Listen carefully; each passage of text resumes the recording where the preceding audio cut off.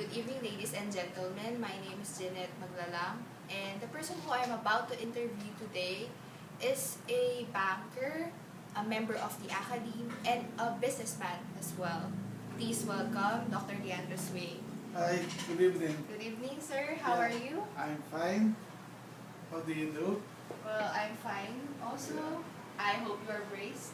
How you have braced yourself Of for course, this there's no problem. It looks to me that you're doing good in school. Well, thank you. Yeah, okay. If I appear like that. Yeah, thank you. what is it? So, we are going to talk about current issues and events in our country, and in the process, I will be asking you of your position or insights about these matters. Okay, no problem. I hope you are ready. Yes, I am, of course. So, with that, let's get the ball rolling. My Okay. first question, sir, should there be a real separation of the state and the church, particularly in making decisions on major issues, result to a more complete, doable, and acceptable solution? Well, personally, I believe in the separation of the church and the state. The church has their own affairs in which they do not like the government to intrude into. Pretty much the same thing. The government has its own affairs in which the church should not interfere into. The only problem I see in there is that if ever the church will come into the play, they should come clean by themselves. You see, the church is saying so many things about the government, whatever issues at hand, they always have something to say. Even with the corrupt government officials, they always have something to say. But are they not corrupt as well? By that you mean? Well, I think they are. The church people are more corrupt. This is just my personal observation. Yeah. Why I say they are corrupt? In what manner? Okay. Do they have work? They're not working. Do they have salary? No, they don't have. Do you see them driving very good cars? I have to keep my mouth shut. Yeah, they do. They have a lot of investments. They have big houses. Anywhere you see, they're high rollers, you know. So you have to walk your talk. You have to walk your talk. They will be better off. They will be better off if they mind the affairs of the church. They should go and live with the less fortunate brothers and sisters, with our less fortunate brothers and sisters. You see, they go to the slum area. I know some priests do not even go there. They wanted to go to the houses of the rich people.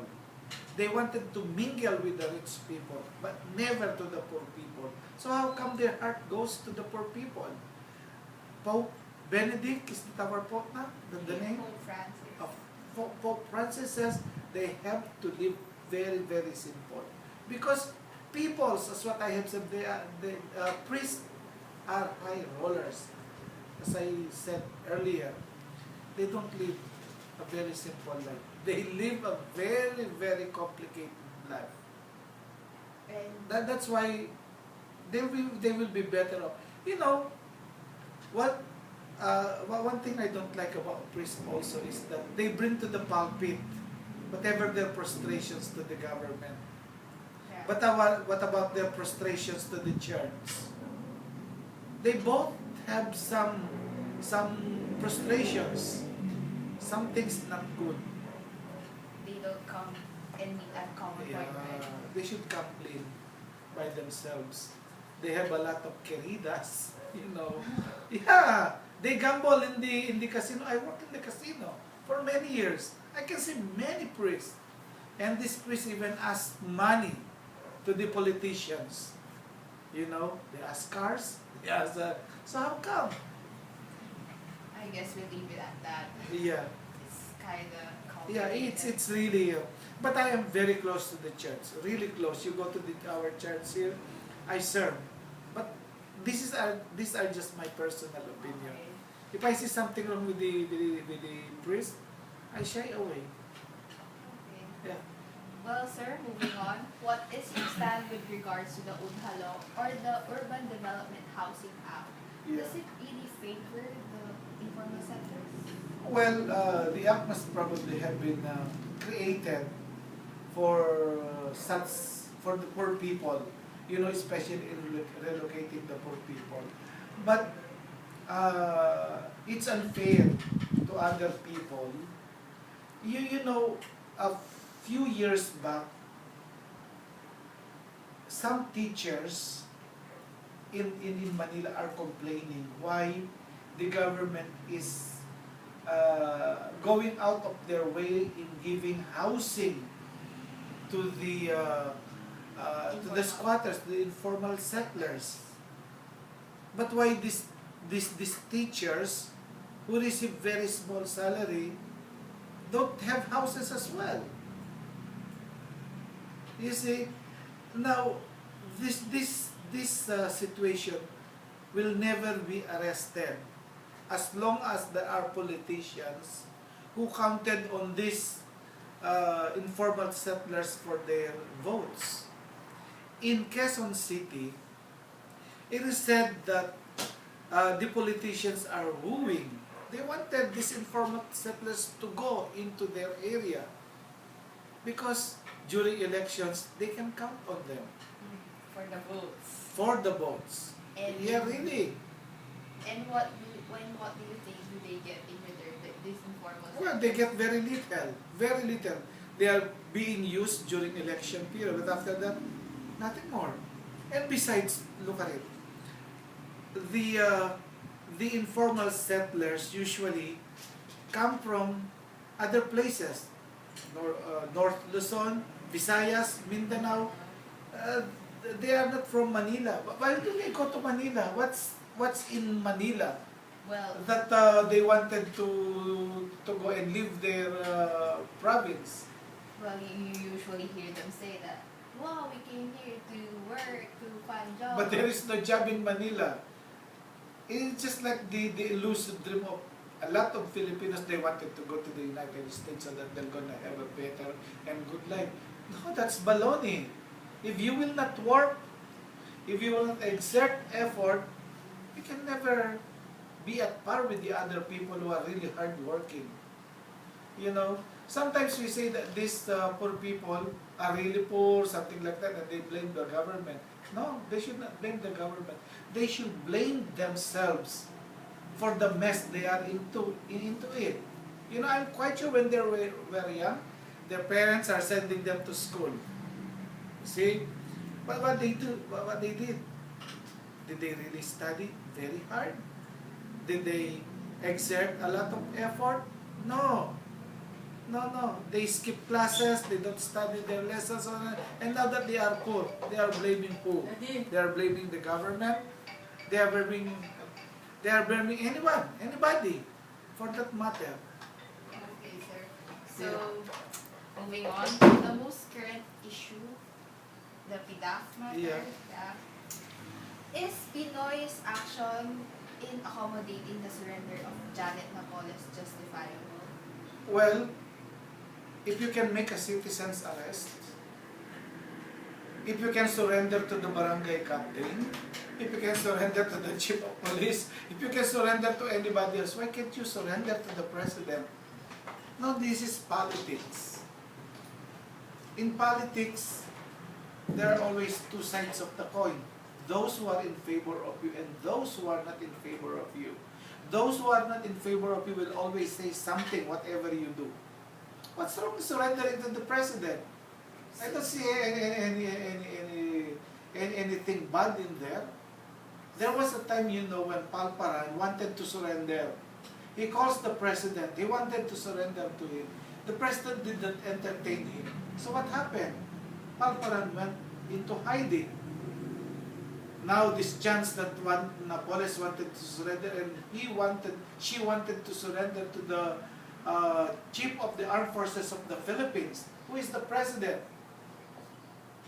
So, She cannot do that. so what you're suggesting is if ever you were in Pinoy's position at that moment, I will accept. you would have done the Yeah. same? Surrender to me. What he did? What he did is after she surrendered to the president, she was turned over to the police. So, This is a very, very delicate matter. The people in the NBI, Napoles, do not, what do you call this? She does not, what's the right word to that? She does not consider them very good choice for her to surrender. And as it turned out, there are people inside the NBI who condole with her. Many politicians are after her, whether we like it or not. There are those who are masasagasaan will always run after her. Okay, and these people would I'm quite sure they would want her dead. So what a better way to surrender? Surrender to the president, you'll be protected. so why do you think are people making a big deal out of it? Why do you No, no, people do not make a big deal out of it. Only a few people who are against the government, who are against the people, are the ones making noise. I do not make noise. My friends do not make noise. We've been meeting at the business council and they say it's the right thing for her to do. It's just that we are not connected to the media. And these people, these very few people are connected to the media and who are against the president, they are the ones barking. They will keep on barking no matter what. They will always find a way for them to say something wrong, something bad about the president. Well, further on this matter, what can you say about the suggestion of certain groups that they are suggesting Napoles to be the state's witness? Well, we do not know how guilty she is. In the law, they said there is a presumption of innocence. You see? But these people are already telling so many things about her. These people who says they are God-fearing, they are law-abiding. We have not even conducted the first stage Of the election. of but these people who are well-meaning had already given their conviction on her. Let us presume she is innocent. I'm quite sure she is not the most guilty, So because the politicians are guilty, so, just as guilty as her. so you're suggesting that there is a person above her. She cannot do this by herself. Let's give the will of justice run its course. Let's give it a try. At this point in time, nobody can say what will she say. Although personally, with what is happening and with what I heard, she will not be qualified as a state witness. But I'm giving her the chance. And this state witness does not even is only the what you call the hallucinations of other people. Why do you think are other people against her being the state witness, particularly Senator Santiago? Why do you think they are really against it? Because they know she will not qualify. But what I'm saying is, and I firmly believe she will not qualify as well. But let's give her a chance. Let's hear what she will say. She has not spoken yet. But they say, Senator Santiago is a very good lawyer. And she knows very well that the presumption of innocence. Well, let's give her the benefit of that. Nobody had mentioned that he will be accepted as a state witness. No, this is a word of mouth that goes viral. And everybody else is telling things against it. So let's get, for me, let's give her a chance. She may say something. Otherwise, she will hold things by herself and die with what she knows. Do we like that? Of course, we don't like that. She will carry all these things in her grave. If she will die, she will be assassinated. What will happen? They will blame the president, isn't it? So And I think nobody will know what really happened. we wanted to know what really happened. So let her speak first. But let me make this clear.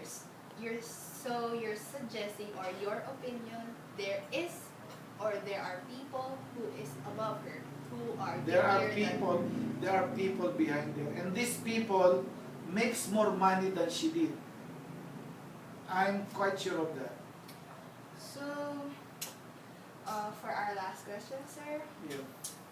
in your opinion, are student rallies relevant? Or are they sending the messages they intend to give to the government? I'm not very sure about that because in my school days, I never joined any rallies. When my daughter studied in UP Diliman, I instructed her not to join any rallies. For that matter, this is personal on me. Well, we are not cut out on that. There are people who really wanted to do that. But in my days in school, there are those who join rallies, they shout on top of their voice. But after how many years, I meet them, I see them where they are. Finally, you will be judged by what you do. You will be judged by what your accomplishments are. They keep on shouting on the road, something like this, something like that. And then they cannot even make a very good, they cannot even give a very good life for their families. But Why don't they concentrate on their studies? so, are you suggesting that they are not really that important? No, it's okay. They send the message. It's fine with me. But in my case, I will not join them because I have other priority. It is not my priority to go out in the street and shout. They win, I'll get a bonus. Kasama ako dun sa, I'm included to what they are fighting for. But for me to join rallies, no, I will not do that. I never did it in my whole life. Never. And my daughter, I can say for sure, she did not join any rallies. We may not be nationalistic, but what? You know, these students, there is an increase in tuition fee, they shout on top of their voice. But they do not even spend money for their education, it's their parents. They keep on asking money. They keep on asking money to their parents just to go for a date, something like this, something like that. I'm not very well versed on this topic really. Personally, I wouldn't encourage any like that. You know, at the Holy Angel University, I don't know if do we still have time?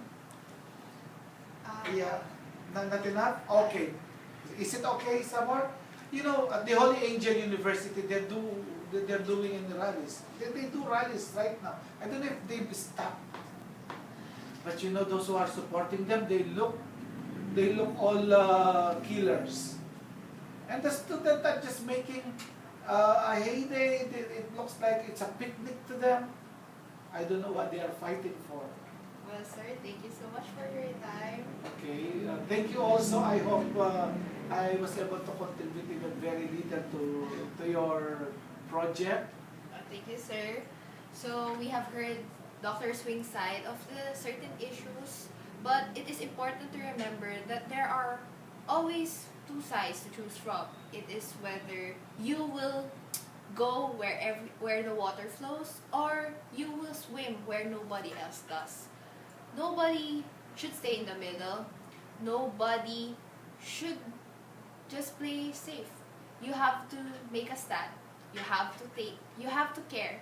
So with that, I'm tuning out. Good day.